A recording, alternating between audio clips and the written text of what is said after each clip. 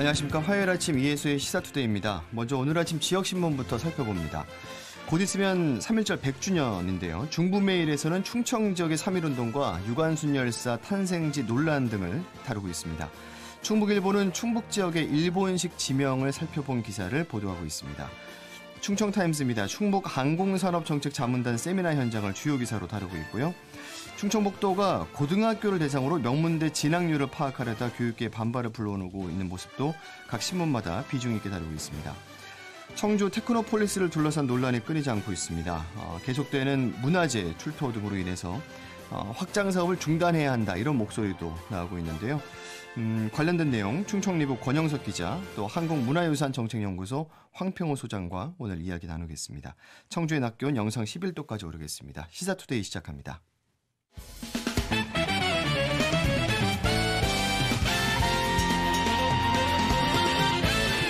매일 아침 시사투데이와 함께 하십시오. 충북의 오늘 또 내일이 보입니다. 여러분께선 지금 충북의 아침을 여는 시사 프로그램 이혜수의 시사투데이를 듣고 계십니다. 이혜수의 시사투데이 주파수 89.3, 92.1MHz로 청취하실 수 있습니다.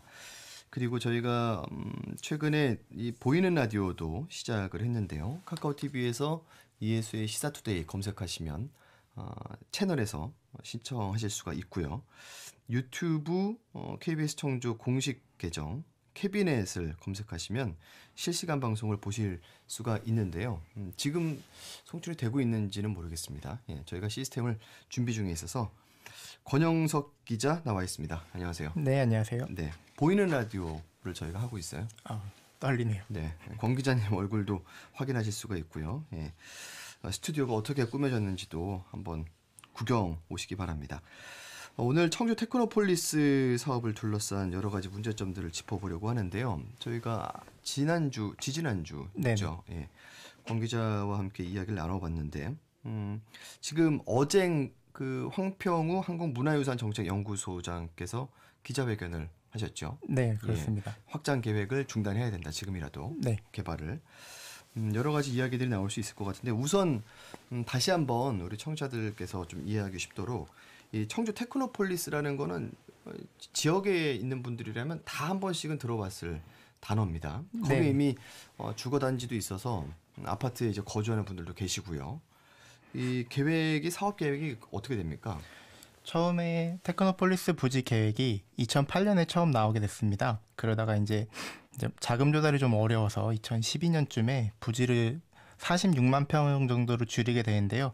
그 안에는 이제 공장 부지, 산업단지나 주거용지, 상업용지, 그리고 또 지금 하복대에서 볼 수 있는 주상복합용지, 네. 그리고 뭐 유통용지, 그리고 지원용지 같은 용지 시설들이 있습니다. 지원용지는 예를 들면은 터미널 복합 환승센터 같은 게 들어오는 거고요. 또 그 부지 안에는 북청주역 신설 계획도 같이 들어 있습니다. 그렇게 되면은 일단은 주상복합 용지가 이렇게 지정되는 곳 앞이 역세권으로 개발될 가능성이 높고요. 유통부지 같은 경우는 지금 들어온다 안 들어온다 말이 많은 스타필드 같은 시설이 들어올 수 있는 부지가 될 수 있겠습니다. 그러면 전체 규모가 줄어들었다가 지금 1, 2차까지 이제 확정이 되고 진행됐는데 지금은 154만 제곱미터 정도 되는 거죠. 네, 그렇습니다. 그런데 이제 최근에 재작년에 이 부지를 확장하겠다. 네, 그렇습니다. 3차. 네. 2017년 11월 말에 이제 3차 확장 계획이 나왔는데요. 거기에 따르면은 이제 2배 늘어난 98만 평으로 최종 확장되게 됩니다. 지금 현재 고시공람이 끝나고 산단심의위원회 심의가 끝나고 고시공람을 거친 다음에 아마 2월 28일 날 발표가 날 거라고 이제 소문이 돌고 있는데요. 네, 이번 주에요. 네, 그렇습니다. 이제 이게 확장이 되게 되면은 기존 부지에 이제 안쪽에 토지들이 편입이 돼서 총 98만 평이 만들어지게 되고요. 그 이후에 이제 추가적으로 아파트나 주상복합 건물들 그리고 이제 논란이 되는 스타필드 용지도 분양이 될 예정입니다. 네. 그러면 그 해당 부지에서 현장에서는 1차 사업 초기부터 지금까지 계속해서 유물이 출토되고 있는 건가요? 네, 그렇습니다. 모든 지역에서 유물이 출토되고 있는 건 아니고요. 네. 처음에 1차 부지 계획을 하고 이제 6개 기관이 문화재 출토, 지질 조사나 지표 조사, 발굴 조사를 진행을 했는데요. 그 중에서 지금 현재 저쪽 무심천이나 미호천하고 경계되는 지역에서 좀 문화재 출토가 많이 된 걸로 알고 있습니다. 현재도 4월까지 그 지역에서 문화재 발굴 조사가 진행되고 있는데요.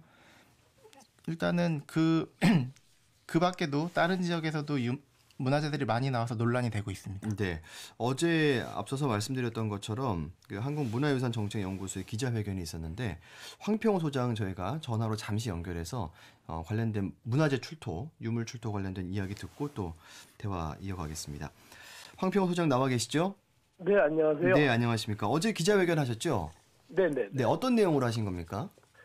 일단 저희 같은 경우는 제가 이제 문화재나 고고학을 전공하다 보니까 이 지역에서 출토된 그 문화재들이 굉장히 중요함에도 불구하고 또 발굴 형식이나 또 보존 방식, 또 전시하는 방법 이런 것들이 좀 너무 미비하다. 그리고 또 철저하게 좀 가려져 있다. 일부 이 정도의 유적이 나오면 청주 사회나 또 지역의 문화재 전문가들이 굉장히 흥분을 하고 지역 역사를 연구하는데 굉장히 좋은 자료인데도 불구하고 예.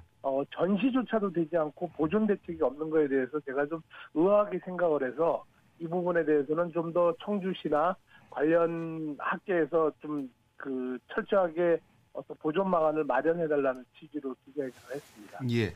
그러면 관련 학계나 이런 곳에서는 지금 이 청주 테크노폴리스 부지에서 나오는 유물 같은 것들이 네. 가치가 꽤 있는 것이다 이렇게 평가를 하고 계신 건가요?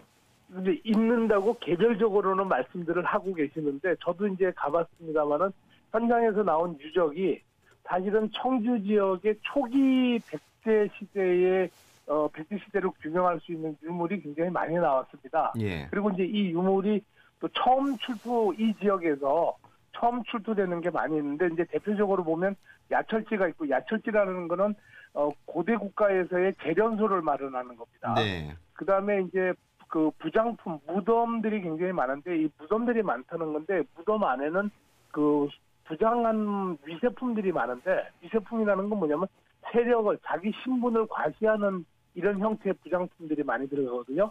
그러니까 고대 국가에서 부장품 안에 이런 유물이 좋은 유물이 많이 들어갔다는 거는 그 지역이 상당한 권력과 어떤 지도 체계가 유지가 돼 있는 굉장히 중요한 유적지 이렇게 볼 수 있고요. 또 출토된 게 보면 마연토기라고 있는데 이 마연토기는 청주 지역에서 처음 발견되는 건데요. 네. 뭐냐면 토기 같은 경우는 물이 스며들어서 물이 흐릅니다. 그런데 이제 아무래도 물을 담가놓거나 액체를 담았을 때 보면 어떤 방법으로 해야지 물이 안 셀까 보면 지금이야 자기가 나오지만 자기와 토기의 이전에 연말을 하다 보면 기름을 살짝 발라서 연말하다 보면은 이게 물이 안 새거든요. 네네. 그러니까 당시에는 우리가 보기엔 지금 아무것도 아닌 것 같지만 당시 4세기나 3세기 때 보면은 굉장한 테크노 산업인 거죠. 그러니까 이 정도로 중요한 유적이고 초기 부족 국가를 연구할 수 있는 백제 초기 국가를 연구할 수 있는 굉장히 중요한 유물이라고 계속 얘기했는데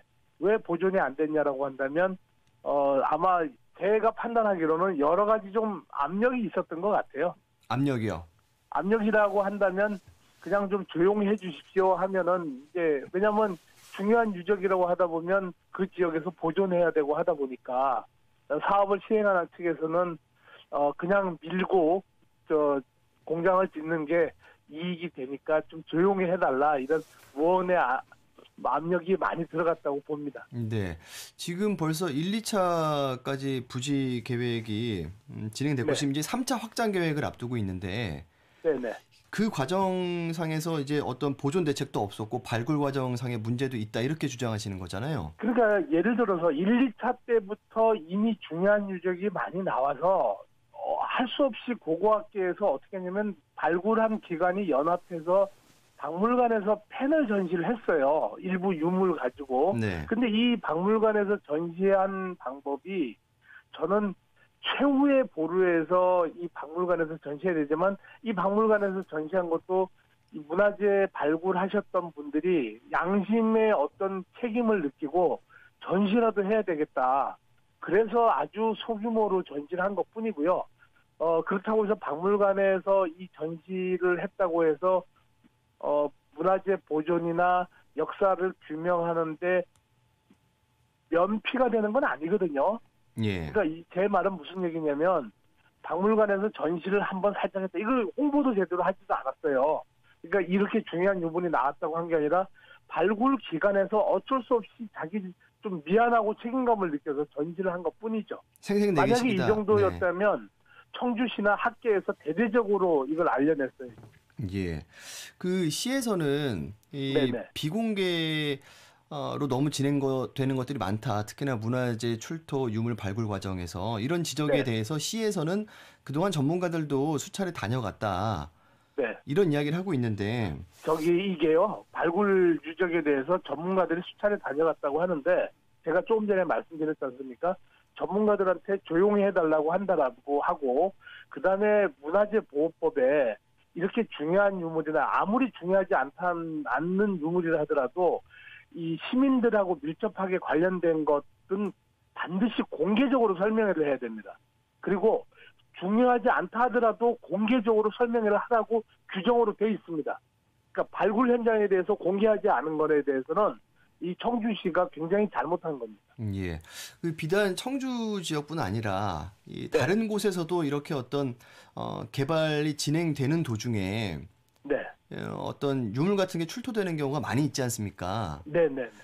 그러면 그런 곳에서도 이제 갈등이 생기곤 하는데 네, 갈등이 있는데 그 어떤 경우냐면 청주처럼 이렇게 은폐되거나 그 가려져 있는 상황에서 이 논란이 된 경우는 아마 제가 좀 보기 드문 현상 아니면 좀 더 심하게 말씀드리면 좀 의외다. 아, 그렇습니까? 왜 그러냐면 다른 네. 지역 같은 경우는 뭐 예를 들어서 충도 레고랜드 춘천의 중도 레고랜드 부지 같은 경우나 또 풍납도성 같은 경우는 다른 지역에는 철저하게 발굴한 것을 공개가 됩니다. 예. 그래서 공개되고 난 다음에 이 보존 처리를 어떻게 할 건가에 대한 논란이 있는데 이 청주 같은 경우는 테크노폴리스 단지 같은 경우는 일부 고고학자들이나 문화재 하는 사람들이 중요하다라고 하고 언론에서 조금 얘기를 했지만 현재는 이것이 왜 중요한지 시민사회나 일부 청주나 충청도에 계신 분들이 또 전국의 고고학이나 문화재 하시는 분들이 잘 몰라요.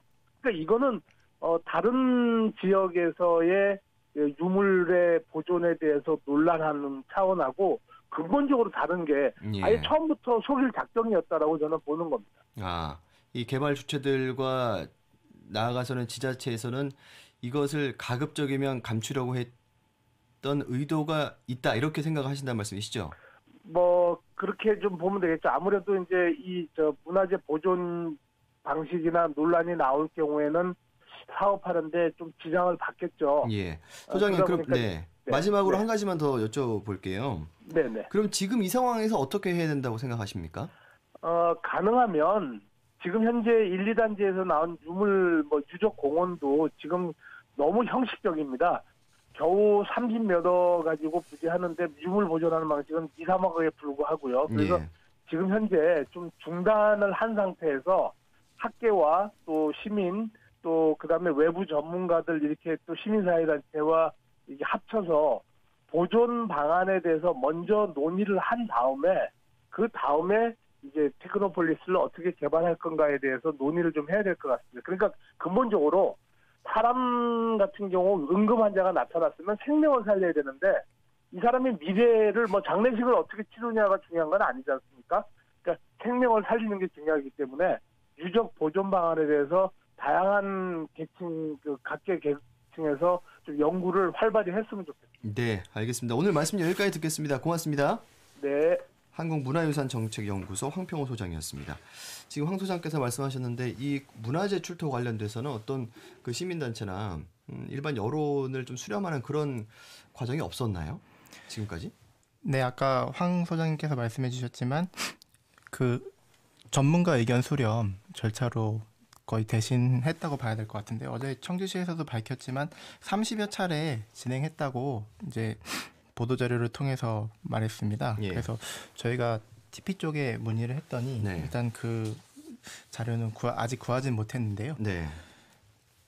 일단은 저쪽 문화재 연구하시는 분들이나 황평호 소장님이 이제 문제 삼는 거는 그게 형식적인 절차였다고 이제 비판을 하는 겁니다. 알겠습니다. 그러면 지금 이제 3차 확장 계획을 앞두고 있는데 확장하려는 이유는 뭔가요? 일단은 확장하려는 이유는 공장 용지가 더 필요하고, 공장 용지가 부족하니까. 네, 공장 용지가 더 필요하고 예. 좀 더 많은 기업을 유치하겠다는 그 이제 의견이 있었습니다. 수요는 많이 있나 보군요. 그건 정확히 파악할 수 없지만 일단 수요가 있다고 하는 명분 하에 진행을 하고 있습니다.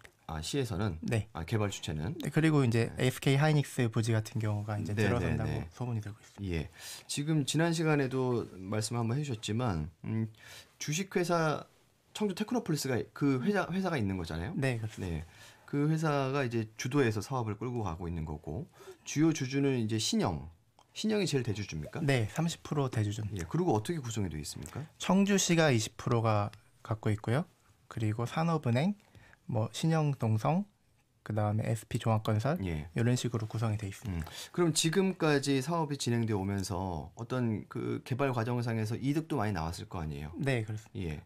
개발 과정상의 이득을 이제 이 청주 테크노폴리스와 청주 테크노폴리스 자산관리 이 두 가지로 나눠지게 되는데요. 네. 이거를 법적으로 특수목적법인 그 중에서도 PFV라고 이름을 명명하고 있습니다. 네. PFV는 그 이제 은행이 PFV. 네, PFV고요. 프로젝트 금융회사 정도로 생각하시면 될 것 같습니다. 네.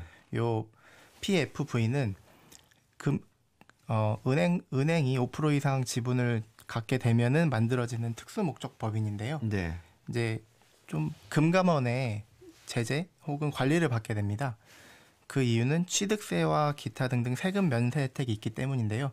공익 사업을 위해서 그 금융 투자를 좀 원활하게 하고 좀 더 빠른 원활한 추진을 위해서 만든 법인이라고 보시면 될 것 같습니다. 네, 산업은행이 지금 지분을 가지고 있죠. 네, 산업은행이 지분을 갖고 있습니다. 예, 그래서 그 법인에서 진행하는데 그러면 개발 과정상에서 생긴 이득 같은 거는 어디로 갔습니까? 그 개발 과정상에서 생긴 이득을 네. 주주단한테 배분하게 돼 있습니다. 네네, 그렇겠죠. 예. PFV 특성상 1년에 그 발생 소득 90%를 이제 배분해야 된다고 명시하고 있는데요. 금감원에서 제공하는 자료에 따르면은 예. 지금 2017년 미처분 이익 잉여금이 138억이 나왔습니다. 예. 요거를 이제 주주들한테 배분을 해야 되는데 저희가 요거 얼마나 받았냐 정보공개 청구를 했는데 요 내용을 받지를 못했습니다. 그 원래는 여기서 20%를 청주시에 배분한 게 맞겠죠. 138억 중에 그렇죠. 20%를 청주시가 갖고 가는 게 지분이 20% 있으면 네, 받아내죠. 맞습니다. 근데 이제 받았는지 안 받았는지 그 사실을 확인할 수가 없었습니다. 정보공개 청구가 네. 됐는데 공개가 안 돼서. 네, 공개가 안 되고 총액 미처분 이익 잉여금이 총액이 얼마다 정도만 공개가 됐습니다. 네. 이게 공익성이 있는 사업으로 봐야 되는 거잖아요. 네, 그렇습니다. 이 청주 테크노폴리스 사업이. 네. 그런데 그러면 시민들이나 거기 이제 원주민들은 아무래도 개발로 인해서 이제 이주하게 되고 생활의 불편함을 감수할 수밖에 없는데 네. 그런 분들에게는 시민들에게는 어떤 그 혜택 그리고 이주민들에게는 적절한 보상이나 이런 지원 같은 게 이루어졌습니까? 그 이제 이주민들이 이주를 하게 될 때 기본적으로 감정 평가를 받고 토지를 수용하게 됩니다. 네. 일단은 쉽게 만약에 목요일 날 이번 주에 그 산단 3차가 발표가 되면은 이제 청주시에서 이 토지를 수용 과정을 거치게 됩니다. 네. 강제 수용은 아니고 이제 계약을 통해서 수용을 하게 되는데요. 그 수용 과정을 거쳐서 50%를 전체 산단 확장 면적의 50%를 충족하면 강제 수용도 가능하게 됩니다. 네. 그러면 그 주민들한테 토지를 수용할 때 감정 평가를 거치게 되는데요. 감정 평가가 사실 좀 사적인 영역이다 보니까 주민마다 다 받은 액수가 다 다릅니다. 평균적으로 150만 원이라고 1차, 2차 때 이제 고시를 하고 있지만 주민 가운데는 뭐 30만 원의 땅을 판 사람도 있고 평당이요. 네. 네. 뭐 80만 원의 땅을 판 사람도 있고 제각각입니다. 네. 그러다 보니까 땅을 넓게 가지신 분들 같은 경우는 뭐 넓게 가지다 보니까 액수가 상대적으로 크겠죠. 네. 그러면 어떻게 이주할 여력도 있고 좀 손해 보더라도 이사 갈 수 있지만 땅을 뭐 100평, 200평 갖고 계신 분들은 3, 40만 원 보상 받아봐야 3, 4천만 원밖에 안 됩니다. 그러니까 제곱미터당 3, 40만 원으로 이제 네, 보상을 받고 네네, 평당. 다른 데로 가셔야 되는데 네. 네. 그걸로는 이제 가실 수 없는 상황이 발생을 하고 나이가 많은 분들 같은 경우에는 더 상황이 더 어려워지게 되는. 그러니까 거기 계신 분들이 3.3제곱미터당 3, 40만 원 정도의 이제 보상을 받고 다른 데로 가서 집을 또 사고 전세든 뭐 매매든 네.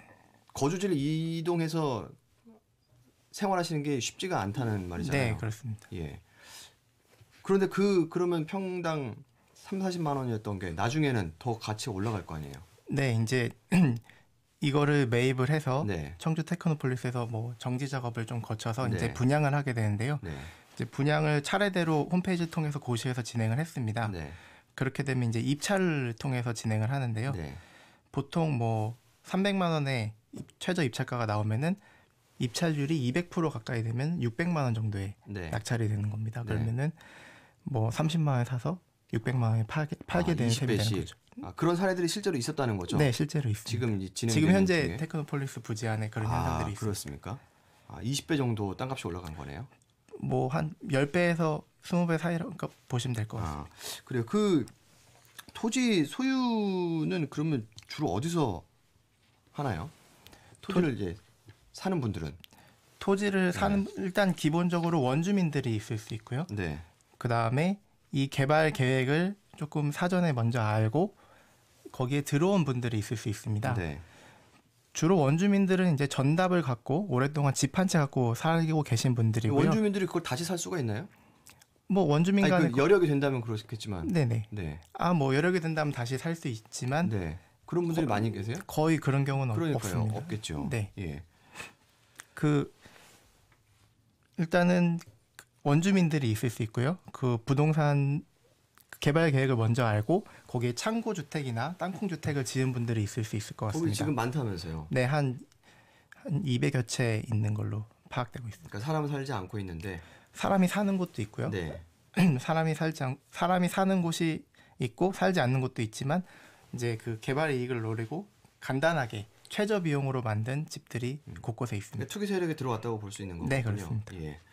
알겠습니다. 그래서 그 관계자께서는 지금 그 과정상에서 땅값이 그렇게 나중에는 20배 정도 올라가고 그리고 개발 이득도 생기는데 이게 소수에게 독점되고 있다 이렇게 주장하고 또 기사를 쓰신 거잖아요. 네, 그렇습니다. 일단은 그 아까 주민들 말씀을 드렸지만 주민들은 자기네 땅이 얼마에 팔린지 잘 모르는 경우도 많습니다. 8, 90대까지는 아니지만 나이 드신 노인분들 같은 경우에는 예. 이제 자기 땅을 팔아줄 수 있다는 뭐 업자들의 얘기나 그런 테크노폴리스 측에서 이제 그런 얘기를 하는 걸 듣고 땅을 파시는 경우도 많이 있습니다. 1차 때는 그렇게 해서 동의서를 직접 쓰고 한 7, 80만 원에 파신 분들도 굉장히 많이 있는데요. 예. 이분들 같은 경우는 실제로 그 땅이 자기네 땅이 갖고 있으면은 혹은 나중에 어느 정도 가치가 있을 거라고는 전혀 계산하지 못하는 분들이 많이 있습니다.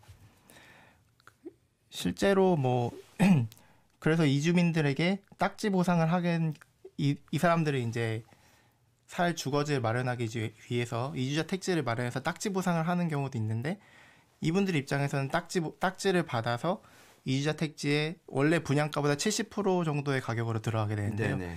그 가격에 들어가지도 못할 정도로 이제 보상을 받게 되는 예. 겁니다. 그 1, 2차 때 이주했던 분들이 3차 때 또 이주하게 되는 분들도 있다면서요. 네, 그렇습니다. 이제 1차 때 다른 지역으로 고 인근으로 이주한 분 중에 3가구가 네. 이제 걸려서 2차 때 또 다른 지역으로 이주했는데요. 3차 때도 그런 가구들이 한 100여 가구 있는 걸로 주민들은 파악하고 있습니다. 그리고 원주민에 대한 어떤 이주 대책이랄지 문화재 발굴 과정과 보존에 대한 대책도 없고 그리고 한 가지는 개발 정보를 이미 입수하고 시세 차익을 노리고서 부동산 투기 세력이 많이 들어와 있다 이렇게 볼 수 있다는 말씀이시잖아요. 네, 그렇습니다. 예. 그 땅콩 주택 거기 부지에 가보면 되게 많이 있는데요. 그 땅콩 주택이 한 채에 지금 한 1억 2천만 원 정도에 거래되고 있습니다. 아, 그래요? 네, 그 예. 이제 토지의 건물까지 합쳐서 이주자 택지권까지 묶인 가격이라고 보시면 될 것 같은데요. 그거 외에도 그 안에 공장 용지에 법인들을 이렇게 잘게 쭉 하나씩 내게 됩니다. 그러면은 그 법인 하나당 뭐 생활대체 용지라는 이름으로 보상을 하게 되는데요. 그게 뭐 예를 들면 상가 용지에 뭐 몇 평 정도를 분양할 수 있는 권한을 준다.